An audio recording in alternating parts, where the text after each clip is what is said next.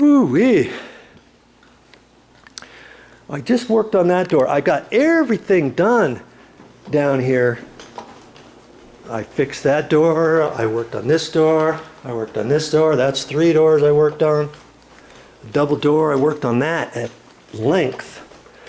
4, 5, 6, 7, 8, 9 doors I worked on. 10 doors downstairs on this walkout. I guess this is what is called a walkout. The main floor is upstairs, but it's not called second floor. It's called the main floor, and this is called a walkout because it kind of comes down the stairs and it's down below. It's not really a basement. It's called a walkout. I always forget that. 10 doors? 10 doors down here I've already worked on. And I'm getting ready to go up to the main floor and work on some more doors. More doors, yeah. That's what Joe's working on right now. Before I do that, I got some stuff on my hands, and I'm going to wash my hands off first before I go up there. I'm going to check out what I need to do with those doors. Stick around and we'll go inspect those doors on this video. You might learn something. Whew. Well, I got my tools down here and stuff, and I got to bring them upstairs and stuff. But before I do that, what the heck? What is that? Oh no. Oh no. How did that happen? Uh-oh. Spaghetti-o. I'm going to have to get my simple green down here. I don't know how that happened way over there. I didn't have the door all the way over there. That must have fallen off the door from way up there and come down here. I'm going to have to clean that off. We already got the carpets cleaned. Now I'm going to have to spray some liquid or some simple green on that. In fact, I probably should do this at the end of this video so you see that. Okay, but I've done all the doors downstairs, the walkout, and I've got to work on some other doors up here. So I'm going to look at the door going out into the garage. I'm going to check this one, see if there's a strike plate that's missing. I know I've got to do something with that. I went ahead and I went to the store and got an extra strike plate. And so when I go around, I'm just going to check doors. And I'm going to look at the screws, make sure the screws are tight. Look at the door bumpers, making sure all these screws are tight. If not, I may have to take the door down in order to drill some holes in there and put some longer screws in wherever they're loose. I ended up having to do that a lot downstairs. Ooh, see, the painters are coming. We haven't moved in yet, but we want to get this thing painted first. And he's going to come tomorrow. I got these double doors. I've got to look at that. I've got to look at that and check those. I think these are actually looking pretty good. And it's kind of amazing. After 17 years, some of these doors look like, they're still been adjusted properly. But if you've been watching my videos, you saw all kinds of stuff that I ended up doing downstairs, even though at first glance everything looked fine. And so that's what I'm gonna look at. Here's some more big tall double doors.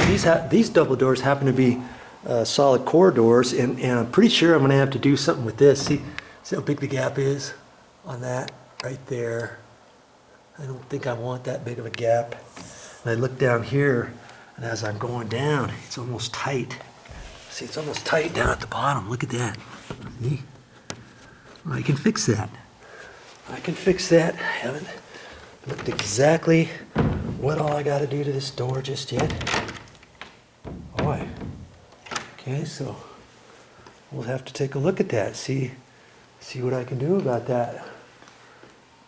Usually, whatever I've got to do, whatever a door needs, I can generally fix without making it look like I was even there.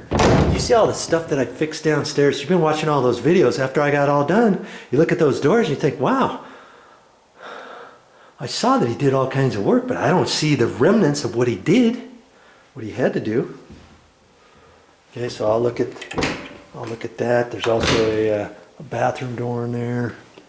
And we got a closet door here that I've got to look at. I think that might need a little bit of work.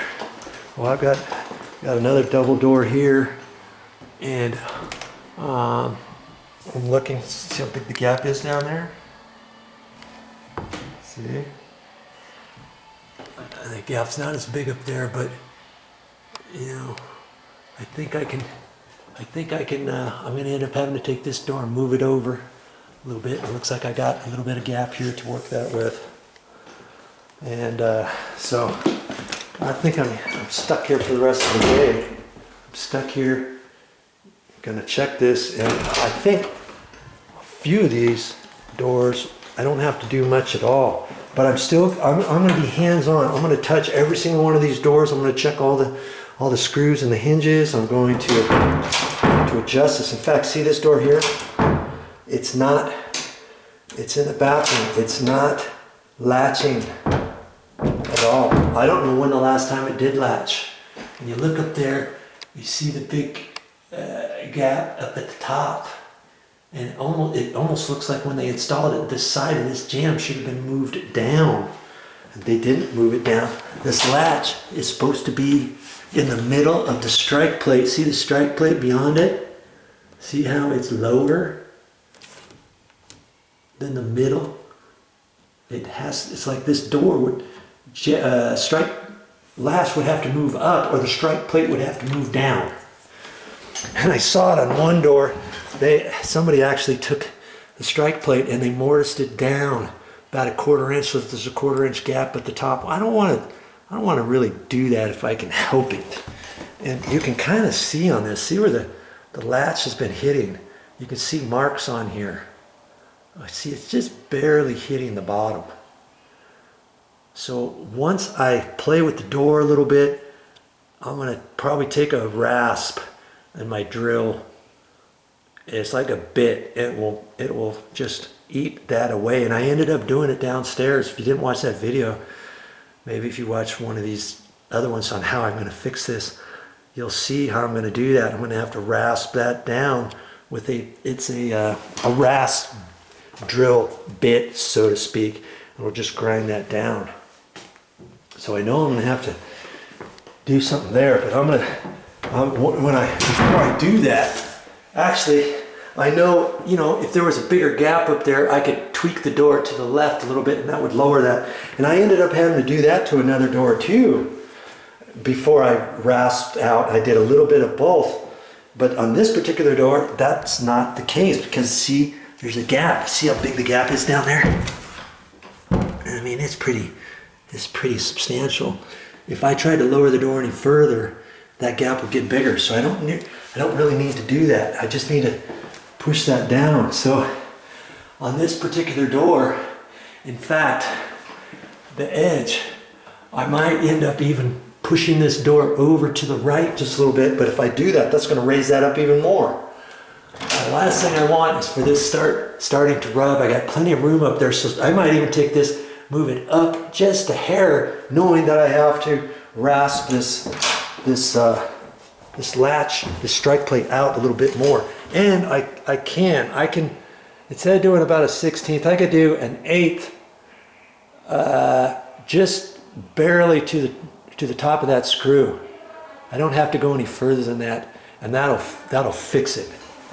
Okay, so some different things I'm gonna have to do up here, and I'm gonna get ready to do that. Oh yeah, I looked at that too. This was the door that goes out into the garage. It's almost rubbing right there. It's got to be pushed over, and this is a self-closing hinge, so I'm gonna have to loosen that and screw that back in on the inside. It's got a little pin sticking out of it, and I got to take that off.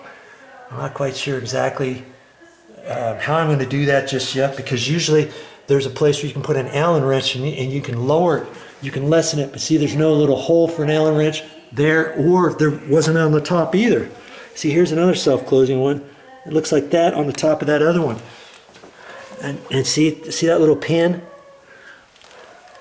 So I need to fix this one, suck that over, so I'm gonna make a video of that too. So there's still some work that's got to be done. If you want to learn how to do those things, stick with me so you can keep watching my videos, and I'll show you how to do it. Hey, I'm just an average Joe. If I can do it, you can do it. Oh, that's right, I forgot. I gotta do this, and you probably wanted to see this. I'm using simple green. Okay, and just that. Oh, I had it turned off. Did you know on these you got it off, and then there's one that says stream, and then there's one that's off, and there's one that's spray. Did you know that? That's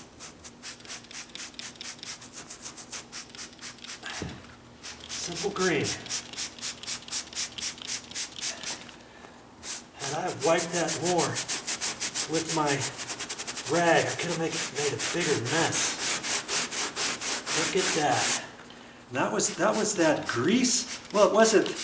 You know, it's the stuff that gets marked on like graphite and stuff. That's just the cleaner at work. It's not going to mark up the carpet. And the good thing I like about simple green is I don't have to wipe it. I could blot it and stuff, but it's fine. I don't have that residue on there. It just basically made it go away. And the thing I like about simple green, the carpet is still wet. But as it's wet, as it's drying, it's still cleaning. That's what I like about it. See there? Look it. There's your tip for the day. Using simple green, I use that for all of my stuff. This is like my special arsenal product that I use for almost all of my cleaning stuff. I try the simple green first. If the simple green does not work, and I've never had it not work on carpet, but if the simple green doesn't work first, then I have to put my head together in my thinking cap and figure out what else to use. I mean, I've seen people that use goof off. Have you ever heard of goof off? That stuff stinks, or you spray different things, and with goof off, it would smell up the place, and then after a while, whenever you track any dirt, it finds exactly where that goof off is. That goof off area, and you're going to get a mark there again. It's just uncanny. And there's all kinds of carpet cleaners, but why get all that stuff when you can just use simple green? And here's another tip for you: when you're using simple green, you can buy this in a container like this, but sometimes you can get the whole gallon, and they might give you this free attached to the side of the gallon. And lots of times at Home Depot, $9.98, about $10 for a gallon of concentrate.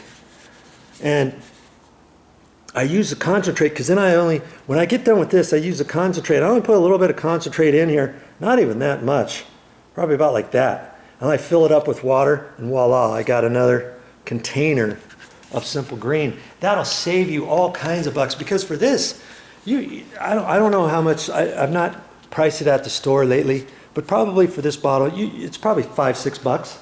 And for a gallon of concentrate, it's $10. Maybe if you don't get it at a box store, it might be $12. But I think you can fill up, I don't know, 30 containers out of a gallon or so, maybe more. So why wouldn't you want to get the concentrate? So get the concentrate. Even if this bottle does not come with it, you can buy one thing of simple green, or you can buy just a plastic bottle for $1 or $1.50 at the store, and then use your simple green concentrate for it. That works good. There's your tip for the day.